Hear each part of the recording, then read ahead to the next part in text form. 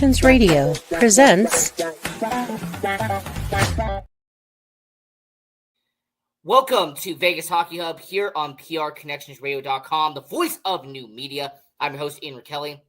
And on this edition of Vegas Hockey Hub, we are going to be looking at a different team and kind of changing it up and pivoting away from the Vegas Golden Knights for one episode, as we are going to be asking the question, moving forward, heading into this upcoming season, okay, is it over for the Colorado Avalanche? In other words, when it comes to the Denver, Colorado-based team, the organization based out there at the Pepsi Center out there in Colorado, for the Colorado Avalanche organization, is their Stanley Cup window over? Is it done for the Colorado Avalanche? So we're going to be answering a lot of these questions and talking about all of this here on Vegas Hockey Hub. So we're going to be doing a really fun episode of breaking down the Colorado Avalanche here on this show tonight. So I'm your host, Ian Kelly, and this should be a fun episode. Now, I am going to mention this. I write articles on www.thesportsangle.com, and recently, a while back, I wrote an article about the Colorado Avalanche, and I pretty much asked, can the Avalanche win another Stanley Cup? And not only am I going to leave a link to that article in the description if you want to read it and support thesportsangle.com, but it's also where I'm going to get a lot of my talking points for this episode. It's going to come from that article. So just wanted to put that disclaimer out there for just a quick second, because I thought that was very important to kind of say where the talking points are going to be for this episode. It's going to come from an article, sportsangle.com. It's one that I wrote a while back, talking about if the Colorado Avalanche can win another Stanley Cup. Because, you know, we're talking about the core of the Colorado Avalanche and the players and kind of the ensemble, the Vegas Golden Knights, you know, opponent out there in the Central Division. When it comes to Colorado, it's really going to come down to what pieces are going to be here long term and what's the prime of those players going to be, the ages of those guys. It's going to be very vital and very important. So when it comes to Colorado, that is going to be the question for this episode. Is it over for the Colorado Avalanche, and can they win another Stanley Cup with their core and the current group that the Colorado Avalanche have currently right here, right now? And we're going to start out with a lot of content, everything that's going on there. But more importantly, there's plenty to discuss here on Vegas Hockey Hub when it comes to the Colorado Avalanche. Now, the first part of this breakdown is the consistency of the Colorado Avalanche. It is no secret that since the current regime and the current executives in the front office and the head coach, and with the current stable of players the Colorado Avalanche have, they have become one of the most consistent players and one of the most consistent rosters and teams and franchises in the NHL over the past 7 years.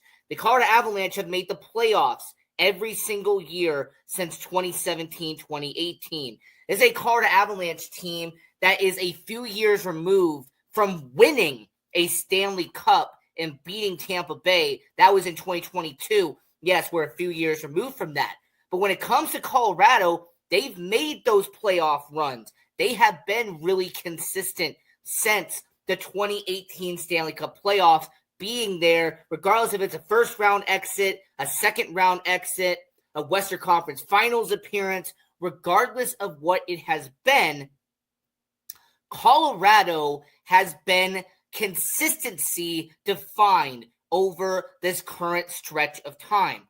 I mean, when you really look at it, since it is Vegas Hockey Hub, and talk about the Golden Knights for just a second, over the last 7 seasons and over the stretch of when the Vegas Golden Knights have been a franchise, Tampa Bay has been that, Colorado has been that. There's been some rosters who have been consistent and durable and reliable during the last 7 years, since that time period of 2017, 2018. Now, when it comes to Colorado, we understand what we just saw, all right? We understand that we just came from the Stanley Cup playoffs where the Colorado Avalanche lost to Dallas in a very close and very brutal series. This was, a good back and forth series when it came to Colorado and Dallas. Now, I understand that this was a series where it just didn't go Colorado's way. Dallas took advantage, and Dallas moved on to the next round, and Colorado had to sit on the bench and sit on their couch and watch, the Western Conference Finals. You're going to have to watch the Stanley Cup Finals, right? Because that's what happened to Colorado. They lose to Dallas in the playoffs. But then I also need to remind you that outside of losing to Dallas, they also lost in the first round of Seattle the very next year after winning that Stanley Cup championship. And outside of that Stanley Cup winning year, dating back to that 7-year stretch that I did mention, this is what their playoffs have been since 2017, 2018. Now, in the first year they got there, they were a lower seed. They barely made the playoffs. You lose to Nashville in the first round. Okay, you're getting your feet wet. Understandable. The next year, 2019 Stanley Cup playoffs, they make it to the second round and lose in a heart-crushing Game 7 to the San Jose Sharks. Then you had the pandemic during the 2020, during the bubble. And what happened to Colorado in the bubble in 2020? Well, they ended up losing in the second round to the Dallas Stars. It's kind of been a trend during this regime of the Colorado Avalanche, losing to the Dallas Stars in the playoffs. And then during the shortened 2021 season, they lose to our Vegas Golden Knights in the second round. Yes, you win the Stanley Cup in 2022, and then you lose in the first round to a recent expansion team in Seattle. And then you've had the loss to the Dallas Stars. We just saw that when it came to the Colorado Avalanche. So overall, looking at those seasons, you could make an argument that when it comes to the playoffs, they have been either, we're going to get eliminated by a favorite in the first round, we're going to have a soul-crushing loss in the second round, or we're going to make it to the Stanley Cup final and win. And that is really what the Colorado Avalanche have been during that 7-year stretch. Either a first-round exit to a favorite, a second-round loss where it really hurts the organization, or you're going to go all the way and win a Stanley Cup final. Now, overall, when it comes to Colorado, the consistency has been a good part of what they have done.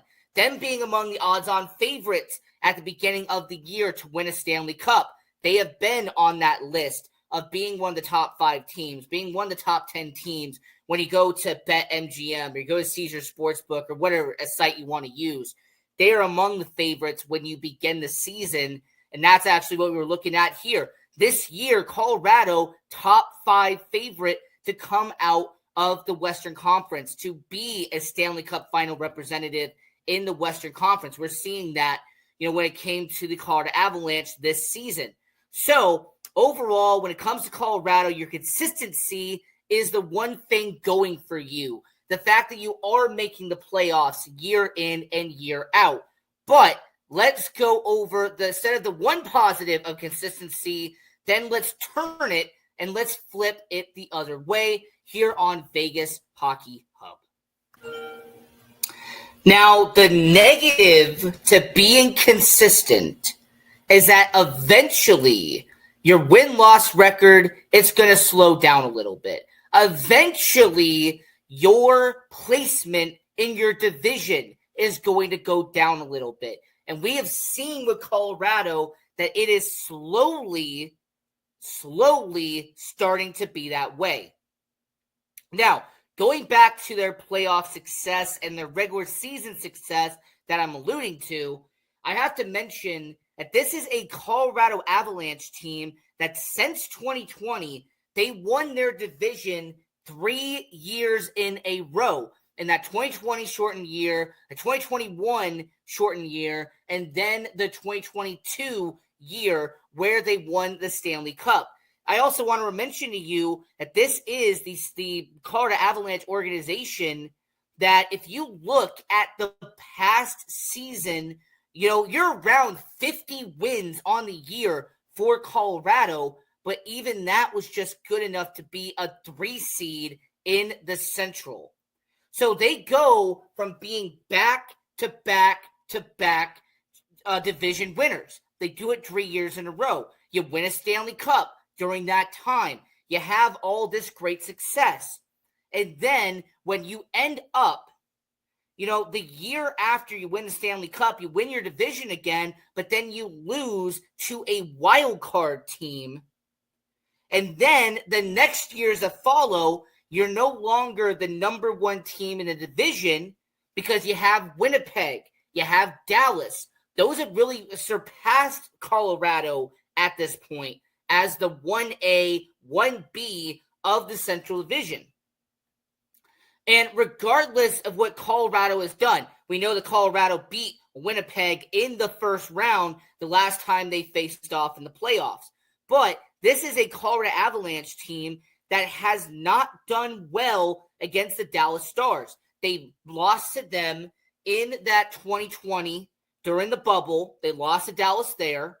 And then what we just saw, the Colorado Avalanche could not get the job done against the Dallas Stars in the playoffs, and we just saw it.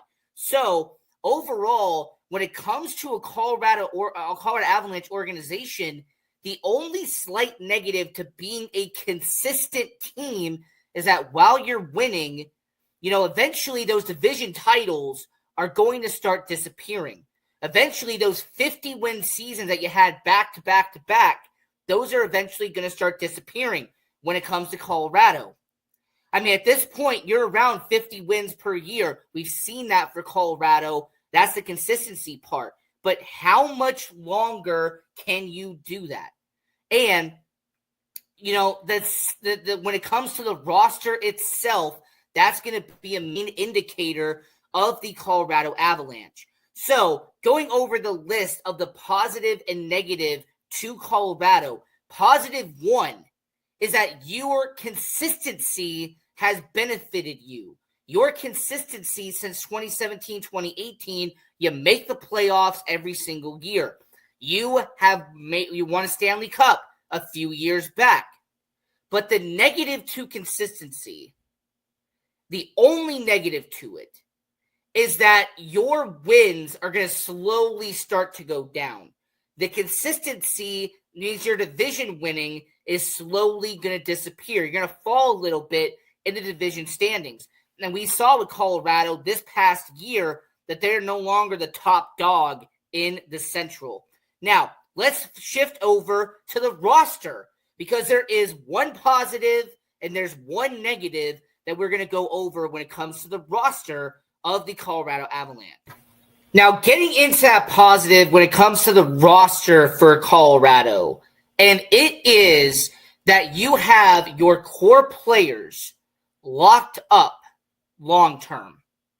This is a Colorado Avalanche team where you have your face of the franchise, Nathan MacKinnon, who is in his late 20s. He's in his prime. He's winning awards like we just saw very recently. This is a Nathan MacKinnon who scores well over 100 points per season. He is someone who is a bona fide top 5 talent in the NHL. And you have him locked up not only to a no movement clause, and yes, I'm using puckpedia.com as my reference, but you have him signed to a contract where he's getting paid over $12 million per year, and he's going to be with Colorado until 2031. That is insane. That is essentially a lifetime contract that you have a top 5 player in the league. And then you have your captain, Gabriel Landeskog. Now, I understand he's had injury concerns. That is something that he is having to address. them missing him for periods of time. But when he is on the ice, his captain-like mentality, the way he leaves that locker room in Colorado, and what do they have for him? Well, they have him locked up until 2029. So overall, you have two of your guys locked up long-term. They're going to be here for 5+ more seasons in Colorado. Defensively, one of the best young defensemen in the NHL, a guy who is not even in his late 20s yet, Cale Makar. They locked him up for Colorado, and they made sure that he was going to be here until his late 20s. He's not a free agent until about 2027. That's a few years away. Samuel Girard, who is a quality defenseman out there in Colorado. He is a guy who is going to be in his mid-20s, not even in his late 20s yet, and they have him locked up until 2028. So for Colorado, that is a positive moving forward because they have these 4 players. They're signed up to long-term deals. The one that will be up the soonest is Cale Makar, and that's 2027, and that is a little bit away for Colorado. They got some time to really try to figure out what they're going to do once they get to that point. And like I mentioned, McKinnon is until 31, Landeskog, 29, Samuel Girard, 28. So this is a Colorado Avalanche team that has their core locked up long-term. That is a positive for Colorado, and that is good for them. Now, this is the positive side of it when it comes to their roster. Now, let's address the negative. And that negative is the cap space that's going to happen with the roster that is being assembled. Now, obviously, with Gabriel Landeskog and his long-term IR and the injuries that he has allotted, Colorado has been okay when it comes to manipulating the cap space. And I know there's going to be people in the comments who are going to make this ironic statement saying, wait, a Vegas show talking about manipulating the long-term IR? Yes, I understand. Believe me, I understand the ironic part about that statement. But when it comes to Colorado, Landeskog being hurt, that has been able to help them generate and kind of fluctuate what the cap space has been with Colorado. Now, the issue is that next offseason, the one that's going to be coming after this season, you have a Colorado Avalanche team that's going to have about $5-6 million to play with. The offseason after that is going to be about $8-9 million. Once again, Puckpedia.com as my reference for that. And they are going to have 6 or 7 free agents this year they're going to have to deal with. They have 7 or 8 free agents the year after that Colorado is going to have to deal with. And regardless of what people say, Colorado is going to have to make some trades. They're going to make some releases. There's going to be some very tough decisions on who's going to stay and who's going to go on that top 6, that middle 6, that bottom 6. When it comes to defensive pairings, there's going to be some defensemen that are not going to be on this roster moving forward. And in terms of goaltending, I understand that you have a goaltender who is your starting caliber guy. He is someone you're going to keep long-term. I understand that. But your backup goaltender, there is a question mark there. In terms of a backup goaltender, are you going to stay with who your current option is, who's going to be a free agent not this year, but the year after? Also, you have 3 or 4 goaltenders down in the minors who are all going to be either UFA or RFAs this upcoming year. What you're going to do about that? You drafted a goaltender with your top pick in 2024. Most recently, when it came to that NHL draft, you drafted a Russian goaltender in the second round at Ilya Nabokov, and you also drafted 2 other goaltenders later on in that same draft. So you have a stockpile of young goaltenders who are 19 and 20 that are in Russia. They're in Europe. They're playing in juniors right now.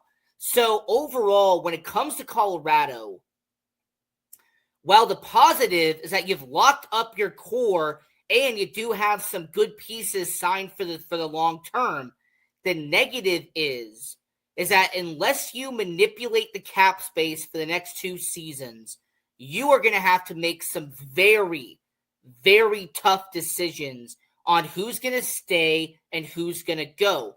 And when it comes to McFarland, when it comes to Sakic, when it comes to Bednar, this is going to be a Colorado Avalanche team that's going to make some very interesting decisions. And there is one more positive and one more negative that we are going to focus on with Colorado that is very important. But overall, the 2 positives for Colorado so far. The first positive is that they consistently make the playoffs. The last 7 seasons, they have been a consistent team since 2017, 2018. Colorado has made the playoffs. And the second positive is that you've locked up your core players long term. Everybody that Colorado has that they need to be on this team long term, they have that decision. But the 2 negatives is that your standings is starting to fall. Your placement in the division is starting to fall. You're no longer the guaranteed top dog that you once were. That's the negative of consistency. The longer it happens, the more you're going to start to see you start to decline just ever so slightly. And the second negative for Colorado is that their cap space the next 2 off seasons, there's going to be some very tough decisions in the front office on who's going to stay and who's going to go with the limited cap space that Colorado has moving forward. The third and final positive of the Colorado Avalanche is Jared Bednar himself. As a coach, he is one of the best coaches in the NHL. He's one of the most respected coaches in the NHL. And ever since he got hired by Colorado, he has been one of the most accomplished coaches in the NHL during that time. Now, for context, for anybody who doesn't know, if you're Colorado Avalanche fans, you already know about this, but let me give you the context anyway. Jared Bednar was hired by Colorado in the final year of their rebuild in 2016-2017. He gets brought in. That first year is an absolute dumpster fire, one of the worst records in the NHL, but that ended up getting him Cale Makar in the very next NHL draft. A good constellation there. And then since that 2016-2017 season where he missed the playoffs, he has made the playoffs ever since in Colorado. He won him a Stanley Cup championship a while back. We're a few years removed from that. But for Jared Bednar, he is a successful coach.